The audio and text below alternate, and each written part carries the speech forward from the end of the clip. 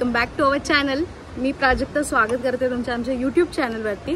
तर आज अचानक असा प्लॅन झालेला आहे की इथल्या लोकल फिश मार्केट जे आहे त्या फिश मार्केटमध्ये जायचं आहे, कारण आम्ही खूप दिवस झालं खेकडे शोधतोय। म्हणजे खेकडे तर भेटत आहेत बट ते चिंबुऱ्या ज्या असतात ना काळ्यावाल्या त्या भेटत नाही आहेत। तर आम्ही 2 वेळा ऑलरेडी जाऊन आलेलो आहे मार्केटमध्ये, पण काय अवेलेबल नव्हत्या।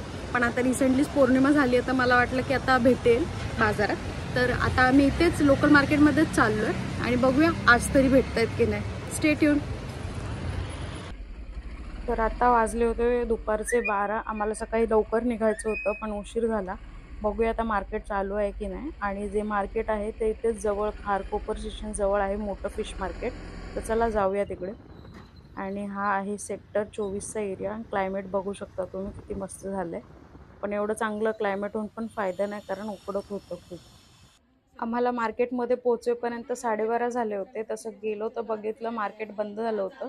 पण ह्या ज्या 2 मावशी होत्या ह्या खूप हेल्पफुल होत्या। त्यांनी कुठून तरी आम्हाला खेकडे अरेंज करून दिले। आणि ह्या 2 पाटीमध्ये तुम्ही बघू शकता खेकडे।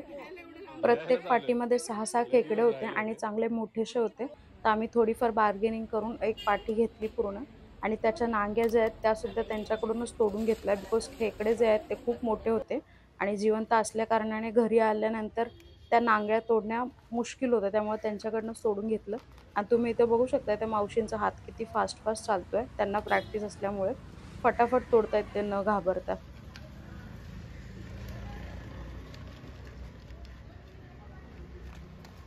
खेकडे घेतले आणि मार्केटमध्ये निघालो तर आमच्या बाईकचं जे आहे चेनचा आवाज येत होता। तर घरी जाताच टाइमी आम्ही एका गॅरेजमध्ये थांबून ती चेन सुद्धा रिपेअर करून घेतली। तर इथे बाईकचं काम चालू होतं। नितीन सुद्धा त्याच्याकडे लक्ष देत होता। तोवर माझी नजर समोर असलेल्या एका गणपतीच्या कारखान्यावरती पडली।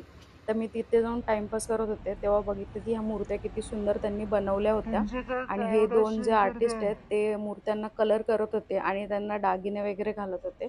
तर आता लवकरच गणपती येणार आहेत तर ह्याचीच ही सगळी तयारी सुरू आहे। आणि हे जे शॉप आहे ते आमच्या इथे घराच्या जवळच आहे, सेक्टर 24 मध्ये आहे ते शॉप। घरी पोहोचेपर्यंत बराचसा वेळ झाला होता। मग आल्यानंतर थोडा पण टाइम वेस्ट न करता नितीनला लगेच बसवलं खेकडे साफ करायला, बिकॉज मला ते येत नाहीत साफ करायला।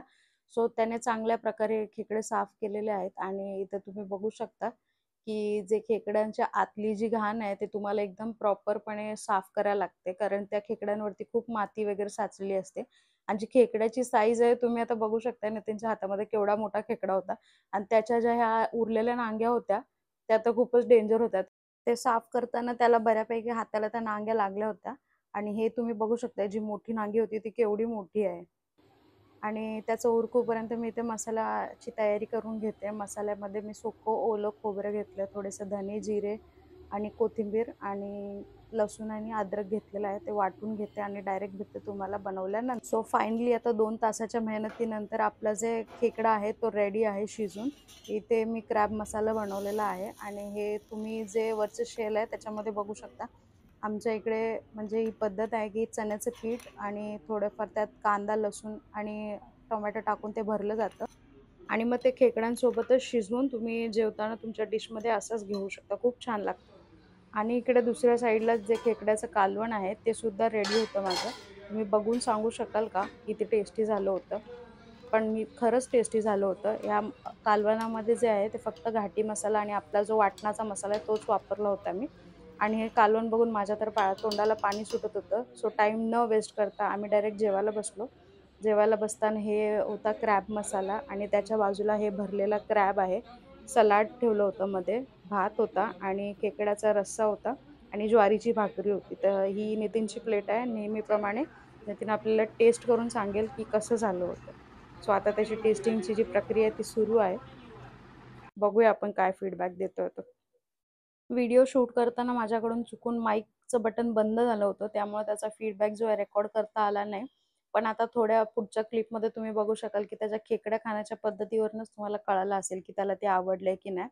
सो मंडळी जेवण तर खूप टेस्टी झालं होतं आणि नेहमीप्रमाणे ह्या व्हिडिओच्या एंडिंगला मी थोडेफार फोटोज अटॅच केलेले आहेत। सो आमचा व्हिडिओ तुम्हाला कसा वाटला हे नक्की कळवा। लाईक करा, सबस्क्राईब करा आणि कमेंट करा। भेटूया पुन्हा एकदा नवीन व्हिडिओमध्ये। Till then, thank you.